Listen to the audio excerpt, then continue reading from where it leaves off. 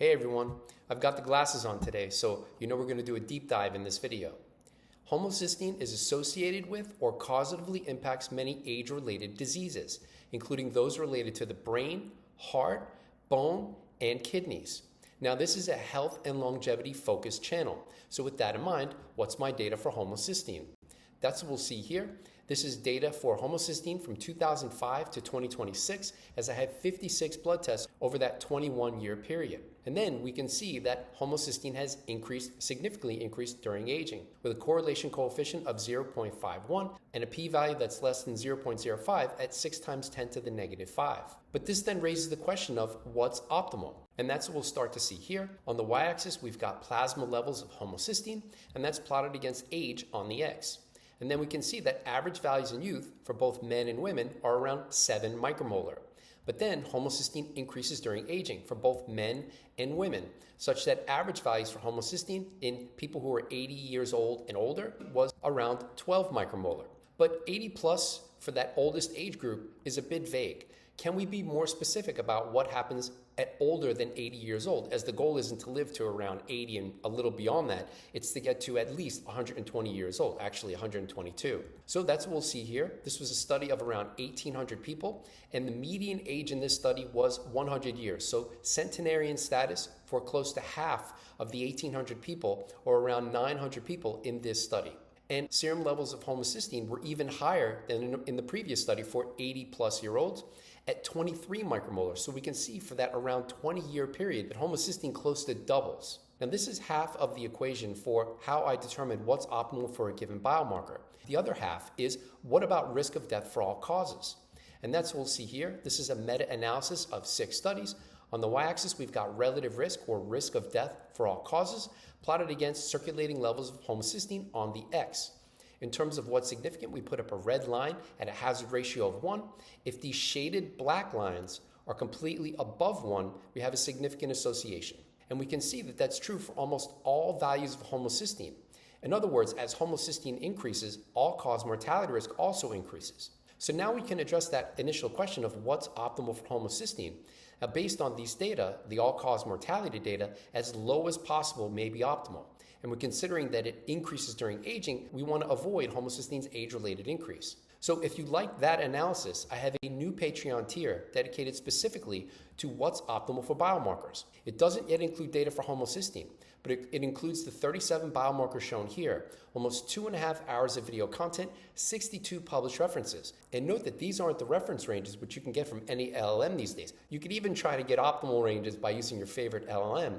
But note, where this is different is that I've pulled the images from all of those 62 studies, put them in video format. As far as I know, if LLMs don't have journal access, they can't get the images to look at the data. So I've collated all of that data in terms of what's optimal for each of these biomarkers. And if you're interested in that, check it out. All right, so back to our story of what's my data for homocysteine. The primary goal is to resist homocysteine's age-related increase. At worst, I'd like to see the data look like that instead of the red line. I thought I was making progress towards that goal 2 tests ago for the April 2026 test, as homocysteine was 8.3 micromolar. But then, for the most recent test in June, it jumped uncharacteristically. I usually don't see wide jumps for homocysteine. It's usually around 10 micromolar, somewhere in that range, plus or minus 1. So 9 to 10, 10 to 11, generally no big bumps of 12. And we can see that 12 micromolar was my second highest value for all 56 tests over this 21-year period. So this is bad news. Something triggered an increase from 8 to 12 micromolar test over test.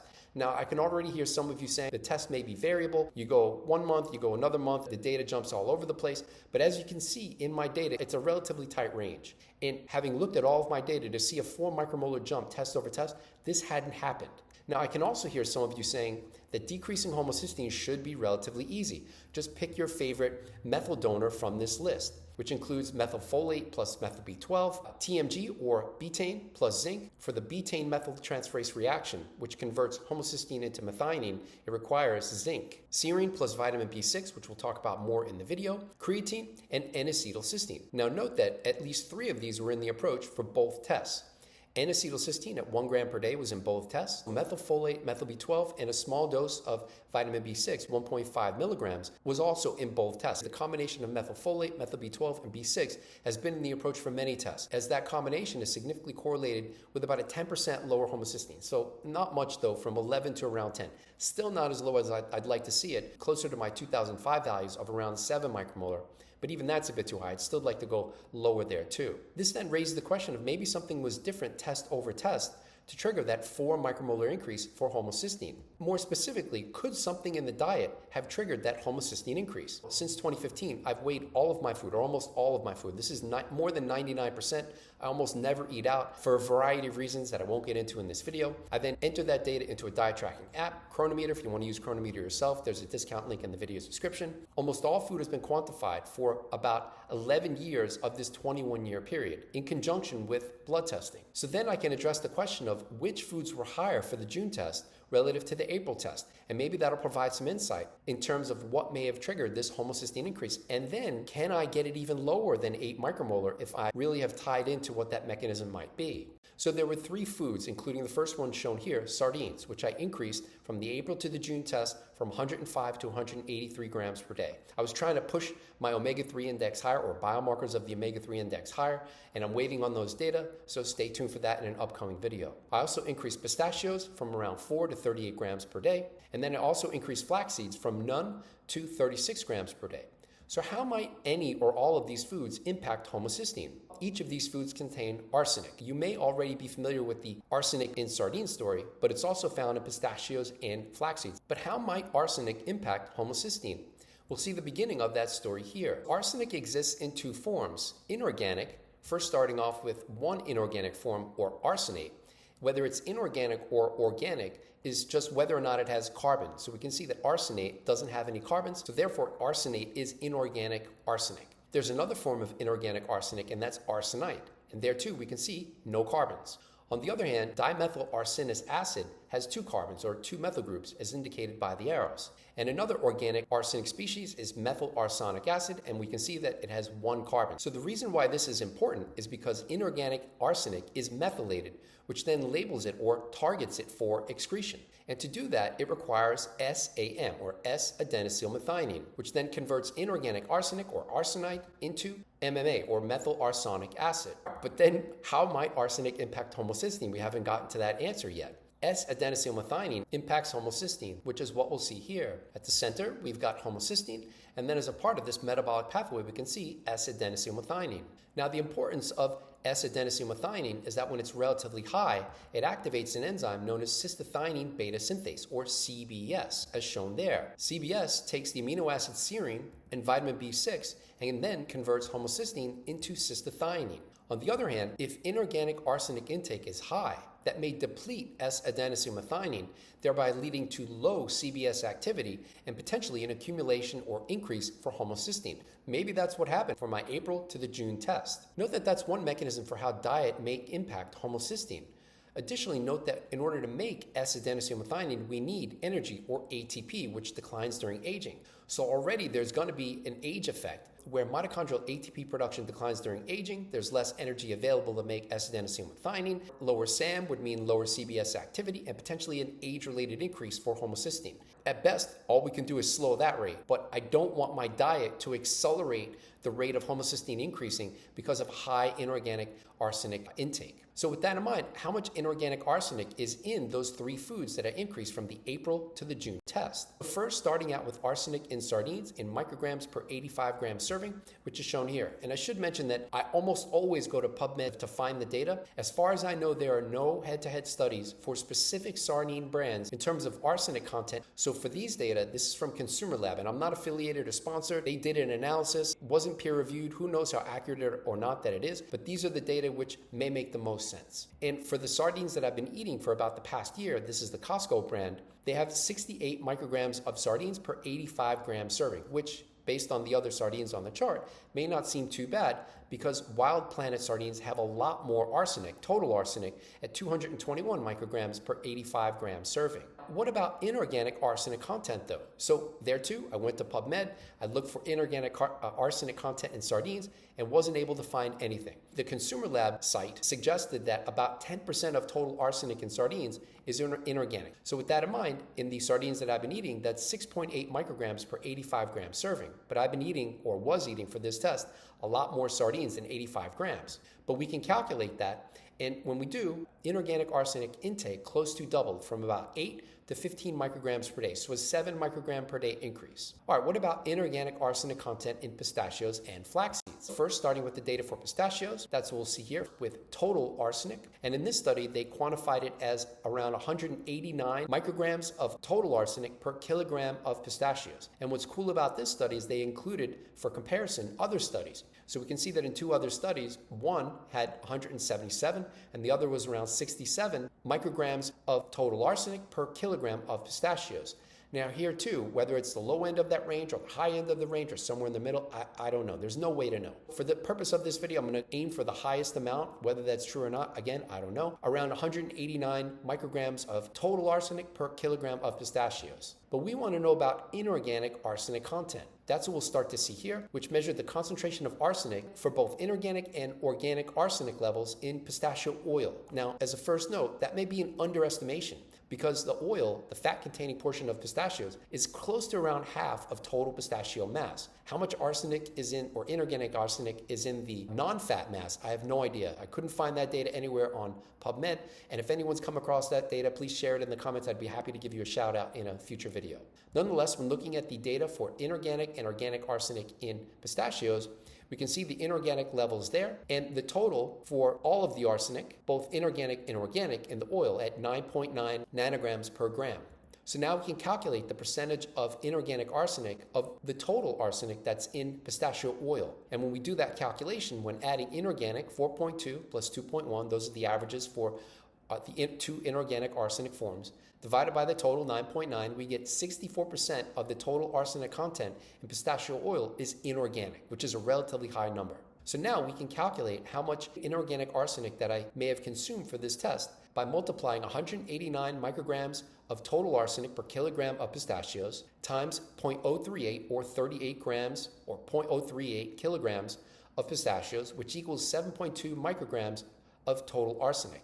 We can then multiply that by that 64% fraction, or 0.64 fraction that's inorganic relative to the total, for 4.6 micrograms of inorganic arsenic. But we want to know how much of an increase was that relative to the April test. And when doing that same calculation, only substituting in the 4 grams, so 0.004 kg of pistachios, I only consumed for the April test 0.5 micrograms of inorganic arsenic. Together, this is a 4 microgram inorganic arsenic increase test to test. So now we've got about a 7 microgram increase from the sardines, a 4 microgram increase from the pistachios. What about flax seeds? First, starting off with the data for total arsenic, and we can see that it's got 0.75 milligrams of total arsenic per kilogram of flax seeds, which another name for flax seeds being linseeds. To keep these units the same, micrograms per kg, when doing that calculation, 0.75 milligrams equals 750 micrograms, which is actually in the same ballpark as the sardine data. If we put sardine data into micrograms per kilogram, that's 0.8 or 800 micrograms per kilogram. That's 800 micrograms of total arsenic per kg of sardines. Flax seeds have almost as much arsenic as sardines. When multiplying 750 micrograms times the 36 grams, or 0.036 kg, we get 27 micrograms of total arsenic. But we want to know about inorganic arsenic. And unfortunately here too, I wasn't able to find any studies that have quantified inorganic arsenic in flax seeds or linseeds using either nomenclature, either name for flax seeds. But we can estimate that based on this study, which looked at a whole bunch of different nuts and seeds. And then, as we saw in the last slide for pistachios, they quantified both inorganic and organic and the total that was in the fat-containing portion of these various nuts and seeds. We can estimate how much inorganic arsenic might be in flax seeds by quantifying the amount that's in other nuts and seeds as a rough estimate. When crunching those numbers, first for the inorganic arsenic levels and dividing that by the total, the average inorganic arsenic content for all these various nuts and seeds is actually higher than the pistachios at 74%. So now, when multiplying that 74% by 27 micrograms of total arsenic, that's 20 micrograms per day, which is even higher than sardines. And taken together, that's a 7 microgram increase from the sardines, 4 from the pistachios, and 20 from the flax seeds. So that's a 31 microgram per day increase for inorganic arsenic. Was that enough to deplete